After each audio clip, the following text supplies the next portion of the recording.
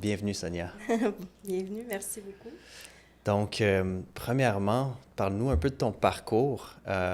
Tu es quelqu'un qui a plongé assez profondément dans les aspects de l'être humain, dans le chamanisme, dans des traditions. Donc, parle-nous un petit peu de ce qui t'a mené jusque-là aussi. Oui, ben en fait, moi, mon parcours, c'est les premières années de ma vie, surtout, qui m'ont secouée profondément parce que j'ai eu des accidents, j'ai eu donc des situations qui m'ont sorti de mon corps. Mais ça, c'est des choses qui peuvent arriver à plein de personnes, là. Mais c'est quand tu as des accidents profonds, puis tu te retrouves dans un coma, des choses comme ça, c'est en fait le corps, quand tu vois ton corps en dehors. Donc, tu dis, c'est quoi qui observe le corps finalement? Et ça, Hmm. c'est le début, pour moi, c'était à 13 ans. Et je m'étais fait frapper par un camion, un vendredi 13, et c'était... J'ai su des choses par rapport au numéro 13 plus tard, j'ai fait des recherches là-dessus. Mhm. Et c'est justement beaucoup de chamanisme, c'est un peu ce que j'ai appris avec beaucoup d'années de recherche et de voyages justement avec des peuples autochtones ou indigènes en Amazonie. J'ai fait l'ayahuasca, des expériences comme ça. Et c'est eux qui m'ont dit que j'étais une chamane. Parce que Hmm. moi, c'était pas quelque chose que je voulais mettre sur mon CV, tu comprends? C'était pas quelque chose que je me suis dit, ah, je vais devenir chamane, je vais Ouais. devenir ça. C'était plutôt que la vie me donnait des leçons que j'ai dû aller approfondir pourquoi. Pourquoi je suis là, pourquoi Mhm. ça m'est arrivé, pourquoi certaines personnes meurent dans un accident tel que j'ai eu. Parce que le même soir, il y avait une fille de mon âge qui était décédée et moi, je continuais, Hmm. mais me reconstruire physiquement et à tous les niveaux. Mhm. Mais on m'avait dit que j'allais être en chaise roulante, que j'allais plus jamais marcher. Hmm. Et moi, j'ai refusé ça. Je me voyais, je me projetais, si on veut, dans l'avenir, dans ce que j'allais vivre, danser, promener mon chien, faire du vélo. Parce que dans ma tête, c'était impossible que je commençais ma vie et que ça allait se terminer comme ça. Hmm. Et donc, mon côté rebelle aussi de ne pas nécessairement obéir à l'autorité que le médecin, le docteur, Hmm. le prêtre, le professeur, ça fait partie de ma nature aussi. Mhm. J'étais un peu comme, ben on va voir pourquoi c'est le respect, c'est important dans les deux sens. Et ce que tu me dis, ben on va voir. Moi, j'avais envie de prouver que ça allait pas être ma réalité. Fait que et finalement, c'est ça. Au bout d'un an, je me suis mis à marcher encore avec beaucoup de détermination, Hmm. mais avec de l'assistance aussi. Qu'est-ce qui nous fait guérir? Il y a une force, la force de vie, la force de l'univers, Dieu, tu peux appeler ça comme tu veux, mais chaque personne qui a eu des expériences en dehors du corps ou mystique, ou que ça soit justement par une technique ou un autre, arrive à cette connexion à quelque chose au-delà, qui est vraiment le mystère, le grand mystère, Hmm. qu'on ne peut pas mettre un nom dessus, mais on peut, tu sais, partout, les religions, tout ça, ils appellent ça différents noms. Mais finalement, là, c'est notre essence primordiale, et moi, je crois que c'est l'amour et c'est la lumière. Aussi cliché que ça peut Ouais. sembler, je pense que c'est Hmm. vraiment ça, notre essence, vraiment. Hmm. Et c'est par rapport à mes expériences au début. Et ensuite, j'ai eu des funérailles dans ma vie qui étaient des gens en bas de 20 ans. 4 funérailles que j'ai... Fait que la mort m'entourait tout le temps, puis Hmm. le fait qu'un jour tu es là, un jour tu l'es plus. Pourquoi que c'est comme ça? Pourquoi que... C'est quoi le but ici, là, que tu arrives et il y a des étoiles qui arrivent puis qui partent aussi vite, puis il y en a d'autres qui ont une belle longue vie, puis d'autres une longue vie horrible, et d'autres... Tu sais, pourquoi qu'on a toutes ces histoires-là? C'est quoi le... Fait que tout ça, le deep dive, philosophie, Hmm. comment le corps peut se reconstruire, comment le mental, justement, joue son rôle par rapport à reformer les tissus, les cellules, la régénération. Donc, c'est vraiment ce cheminement-là qui m'a amené à faire ça. Puis après ça, de vouloir vivre une belle vie, normale aussi. Hmm. J'étais mariée, j'ai 3 enfants, je suis partie vivre en France pendant 7 ans. Puis j'étais vraiment maman, là. Vraiment, je voulais être avec eux. Hmm. Mais en même temps, je lisais tout le temps, j'apprenais le yoga, j'apprends tout le temps, sans Hmm. arrêt. j'adore apprendre. Fait que jardiner, cuisiner, tu sais, fait que quand je dis la mission de vie, ma mission de vie, c'est d'être vivante pleinement. C'est vraiment ça. À chaque moment, avec chaque expérience. Parce qu'après, tu n'as aucun regret. Fait que moi, pour moi, c'est pas une chose ou une technique ou une voie. C'est que ta voie, c'est vraiment d'être pleinement, tu sais, de le vivre ta vie. Parce que demain, tu seras peut-être plus là. Oui, absolument. Tu as mentionné le mot chaman plus tôt. On va revenir. C'est quoi, c'est quoi ta définition de ça? Pour que les gens, peut-être, qui ne sont pas exposés au terme. Mais c'est peut-être Shawoman. OK.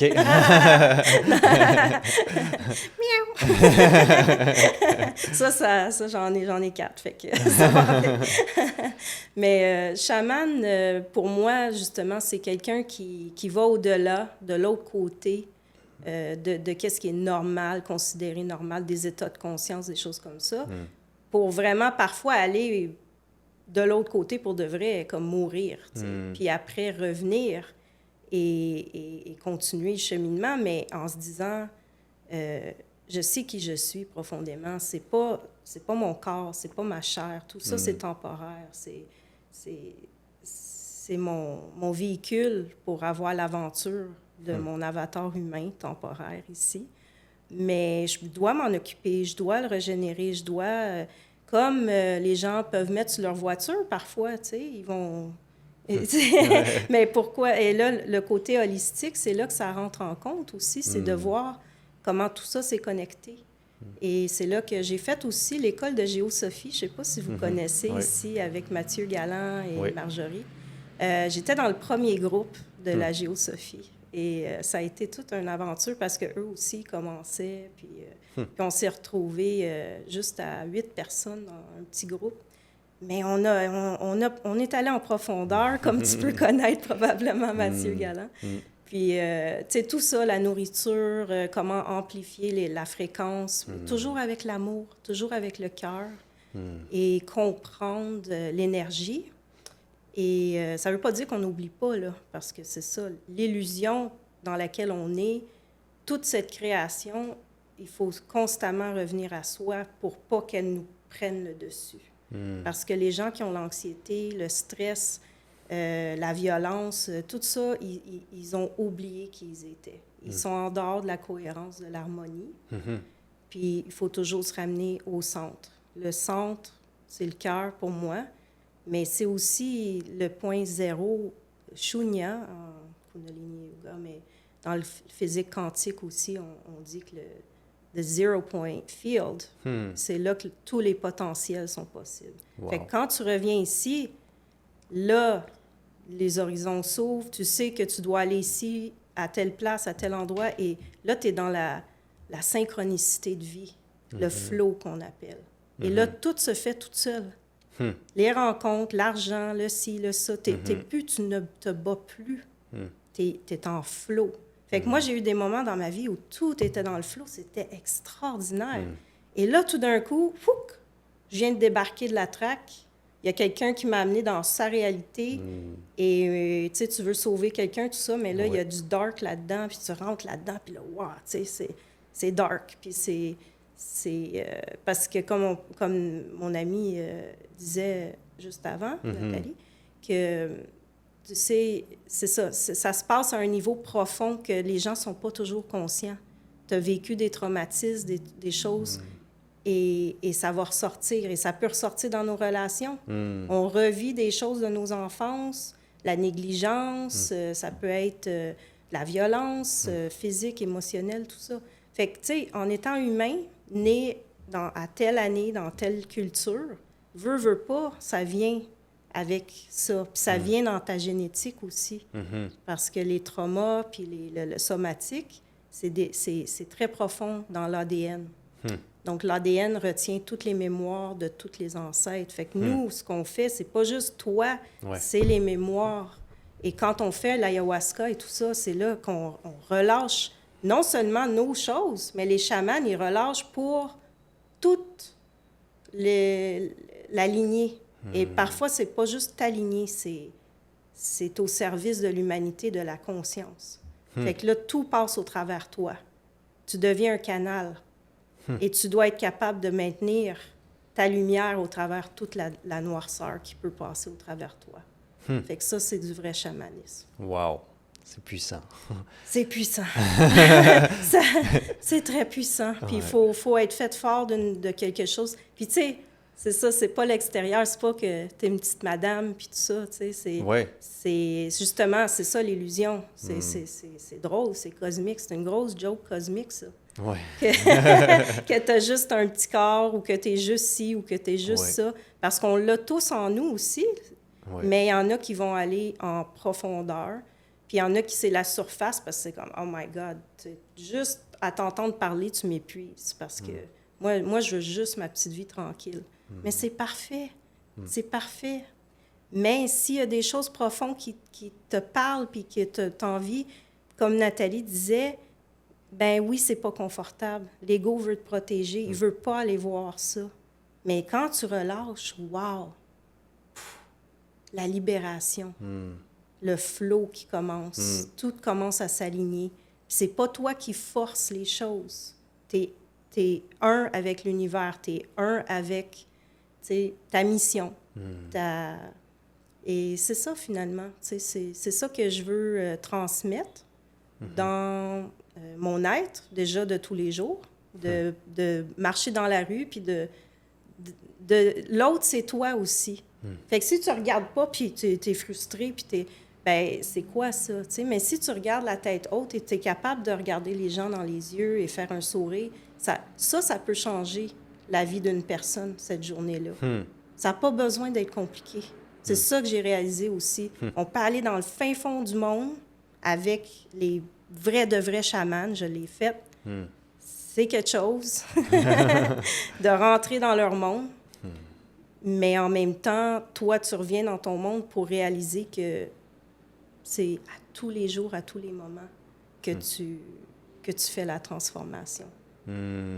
C'est ça, c'est peut-être pas à travers un rituel mystique, c'est pas à travers un moment précis dans le futur que tu vas aller faire cette cérémonie d'ayahuasca en Costa Rica, puis ta vie va changer. Tu sais, c'est comme à chaque instant, le potentiel est là pour la transformation, puis c'est peut-être de le retrouver, justement.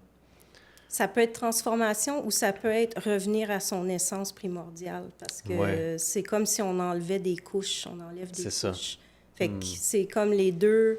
En même temps, c'est de la sémantique, là. C'est des mots pour expliquer des expériences qui sont tellement profondes énergétiquement dans la conscience, parce que finalement, c'est ça, hein? C'est le gros cloud qu'on partage tous, la conscience. Puis de plus en plus, on parle de la conscience christique, parce que ce que les enseignements de Bouddha ou du Christ et tout ça, c'était ça, finalement. Ils disent tous la même chose, mais ils utilisent les mots et les langages de leur temps et de leur culture. Fait que, dans le fond, moi, je trouve que c'est ça, c'est d'utiliser où on est présentement et de s'en servir le plus possible, d'être dans le cœur. Puis les chamans, bien, ils utilisent justement la médecine. Moi, ma médecine la plus profonde que j'ai utilisée de tout, c'est le cacao. Parce que, ben justement, je suis très difficile avec le cacao aussi, parce que je veux que, comme tout, comme les animaux, comme les plantes, doivent être respectés. On ne doit pas prendre pour s'enrichir. On doit remettre à la nature. On doit remettre au peuple qui prennent soin. Et nous, quand on prend ça, là, le cœur, il est bien, parce qu'il est en paix. Mais s'il veut juste prendre, comme c'est ça qu'on est en train de guérir aussi, là, c'est des centaines, voire des milliers d'années de colonisation, de contrôle, de capitalisme à outrance, où est-ce qu'on ne respecte pas la vie profondément. Mais il faut y réfléchir, puis il faut faire des choix chaque jour. Fait que c'est ça aussi, c'est de mettre ça ensemble, tu sais. Puis c'est pas pour dire, tu sais, que ça change du jour au lendemain, ça serait trop traumatisant. Mais de prendre conscience de, ça, peut-être que finalement, j'en ai pas de besoin. Ou peut-être que ça, si je mange ça au lieu de ça, ça a moins d'impact. Peut-être que, tu sais, fait que c'est comme, oui, je pense souvent, comme ma mère, elle disait, mon Dieu, tu m'épuises, tu penses toujours à tout, tu sais, c'est comme, oui, mais j'ai conscience. Exact. Fait que c'est ça la différence entre les gens inconscients et conscients. C'est comme dormir et être éveillé. On appelle ça the Great Awakening, tu sais, le grand éveil. Mais c'est ça, finalement. C'est que petit à petit, puis on le voit, ça se transforme autour de nous. Ça prend génération, génération. L'ADN est en train de transmuter, de se transformer en mieux. Fait que les jeunes, par exemple, comme toi, qui sont intéressés par ça puis qui font ça, c'est comme, wow! C'est ça qui se passe, là. C'est que les gens s'intéressent maintenant aux pionniers comme Stanislav Grof qui disait que c'est un fou, c'est un psychédélique, c'est un ci, c'est un ça. Éventuellement, ah non, finalement, il y avait de la vérité là-dedans parce qu'ils sont allés chercher une vérité qui transcende l'espace et le temps. Puis c'est ça aussi le chamanisme. Il y en a pas d'espace et de temps dans le chamanisme parce que là, tu deviens tout. T'es tout et t'es rien en même temps. C'est ça. Wow! Des états puissants. Oui, c'est ça. C'est intéressant que tu dises ça aussi parce que on a parlé de revenir à l'essence. Tu sais, des fois, les gens pensent qu'ils vont se transformer en quelque chose d'autre de meilleur, mais quelque chose d'autre qu'eux-mêmes. Mais la réalité, c'est comme un peu, j'ai l'impression, des pelures d'oignon que tu enlèves pour revenir à une essence qui est vraiment toi. Fait que tu enlèves le bagage, tu élimines les couches. Puis, est-ce que c'est à peu près ça? Oui, mais encore une fois, on revient à la dualité entre est-ce que c'est l'involution ou l'évolution? Est-ce qu'on inspire et on expire? Je pense qu'on fait les deux. OK. Fait que pour moi, c'est... On combine, on voit que c'est les deux côtés de la médaille tout le temps. Puis c'est ça qui nous harmonise parce qu'on n'est plus dans la dualité. On vient de voir que c'est les deux tout le temps. Tout le temps, tout le temps.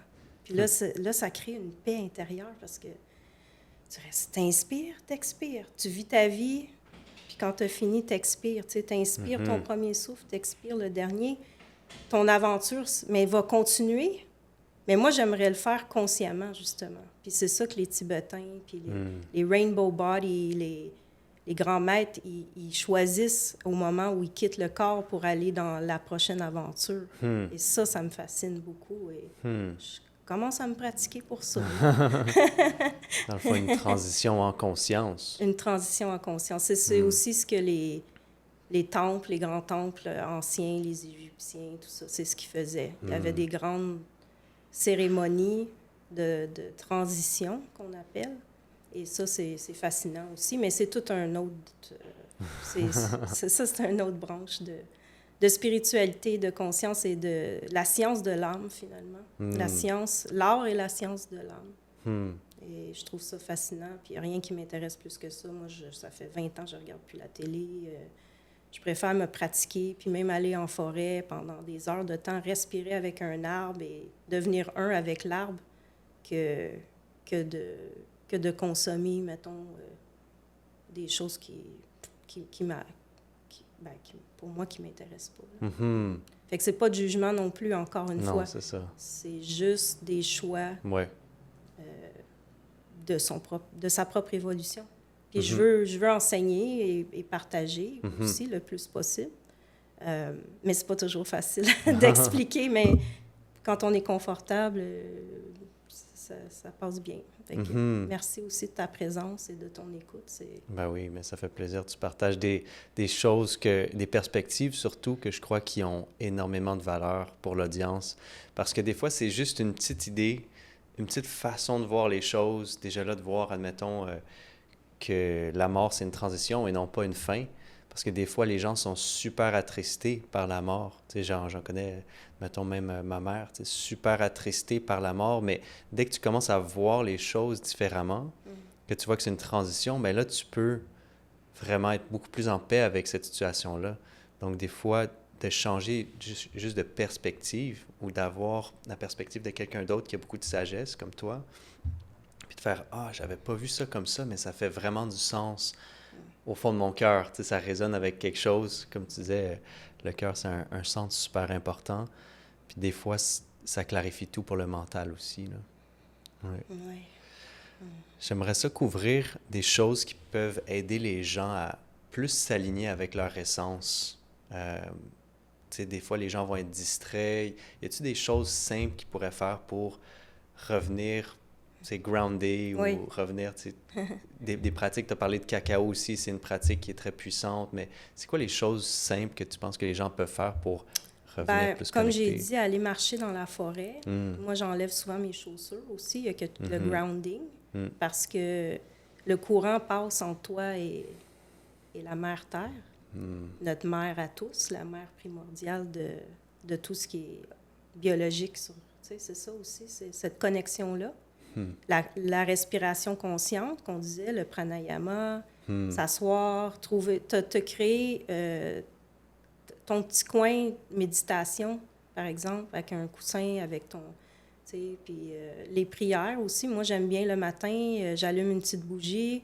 Je commente les deux mondes aussi. Tu sais, je mets un peu de temps à émerger du sommeil. J'ai toujours été comme ça. Tu sais. Fait que moi, quand on me brusque, puis tout le matin, là, ça marche vraiment pas. Fait que l'école, c'était pas très bon non plus. Mais bon, ça, c'est une autre histoire.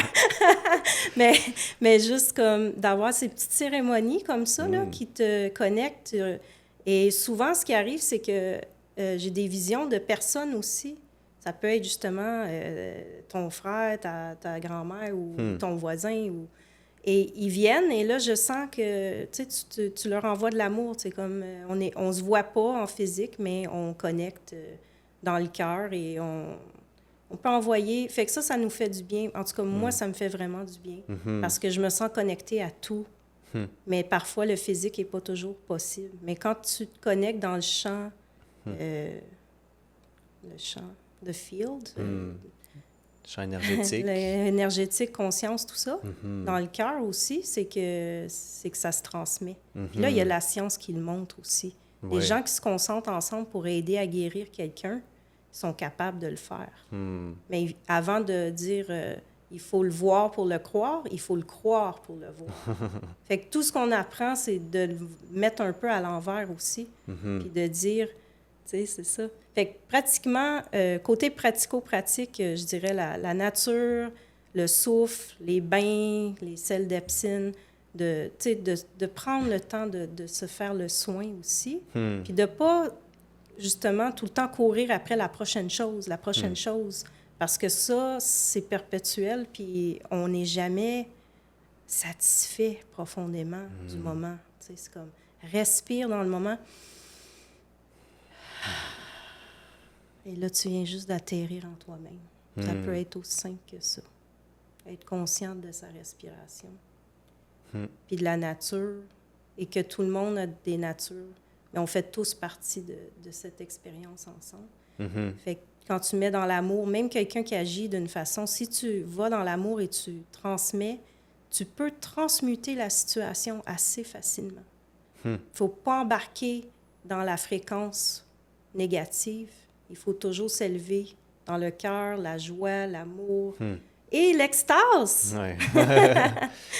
Ben oui, c'est drôle des fois parce que, admettons, dans une situation de conflit, dépendant de comment nous on réagit, on peut transmuter, comme tu as dit, transformer la situation.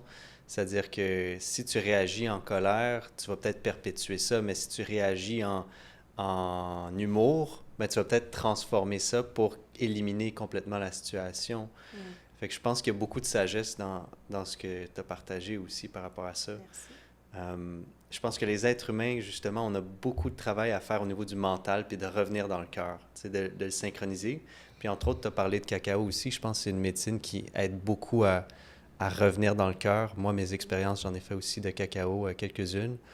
Puis c'est justement, ça va vraiment nous connecter à un espace où on est beaucoup plus en paix. Puis dans le cœur, évidemment, il y a beaucoup plus de paix que dans le mental. Mais est-ce que tu peux nous parler un peu plus de ce que tu fais avec le cacao? Oui, OK. Oui. Comme j'ai dit, la provenance du cacao est très importante. Donc, numéro 1, c'est elle vient de où, est traitée comment, et comment, ça, c'est important. Donc, biologique, sans pesticides, avec tout ça, c'est important. Et après, ben c'est la préparation, justement. Donc, tous les praticiens de Reiki savent qu'on infuse tout ce qu'on fait avec amour. Fait que moi, j'aime bien, tu sais, ça fait peut-être des anciens, des rituels de, ben, ils appellent ça les sorcières, là, ou mais c'est pas ça, en fait. C'est que c'est tellement puissant, la médecine, que ça enlève les anciennes façons, comme ben, dans notre société, en tout cas. Ouais. Fait que le cacao, pour moi, c'est vraiment un rituel, la préparation, la musique que j'écoute. Et ce qu'on met dedans, ça peut être aussi des adaptogens comme le chaga qui est récolté d'une façon aussi, tu sais, localement. Il y a des contacts comme ça, des amis qui font ça. Fait que c'est de faire sa potion avec toutes les intentions pour le bien-être et la guérison de chaque qui va.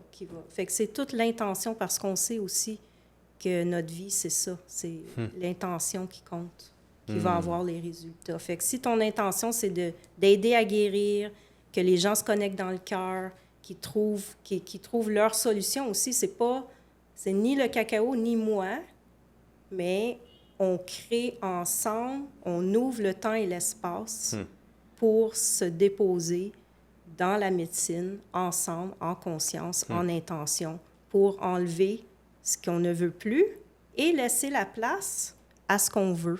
Et c'est comme ça qu'on manifeste aussi notre destin et nos expériences. L'intention, la cérémonie, c'est la première chose que les colons ont enlevé aux Autochtones, aux Amérindiens, parce que c'était tellement puissant, puis ils avaient des façons de se connecter et de même communiquer entre eux qu'eux ne comprenaient pas. Et là, ils ont dit, c'est ça, ils ont tout enlevé.